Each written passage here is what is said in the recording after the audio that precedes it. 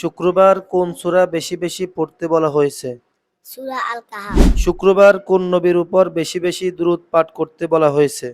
হযরত মুহাম্মদ মুস্তাফা সাল্লাল্লাহু আলাইহি ওয়াসাল্লাম। জুমার নামাজের আগে কি করা সুন্নত? গোসল করা সুন্নাত। জুমার দিন সুগন্ধি ব্যবহার করা কি? সুন্নাত। জুমার দিন পরিষ্কার পরিচ্ছন্ন পোশাক পরা কি? সুন্নাত। শুক্রবার এমন একটি সময় আছে যখন দোয়া কবুল হয়, তখন কি করা উচিত? বেশি বেশি দোয়া করা। শুক্রবার সারাদিন কোন দুটি আমল বেশি করা উচিত? ১ নাম্বার দুরূদ শরীফ পড়া, ২ নাম্বার আল্লাহর জিকির করা। জুমার দিন কোরআন তেলাওয়াত করা কেমন আমল? অত্যন্ত ফজিলতপূর্ণ আমল। শুক্রবার আত্মীয়স্বজনের খোঁজ নেওয়া ও ভালো ব্যবহার করা কেমন কাজ? নেক আমল। জুমার আজান হলে কি করা উচিত?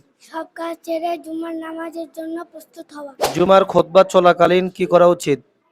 চুপচাপ মনোযোগ দিয়ে খুতবা শোনা।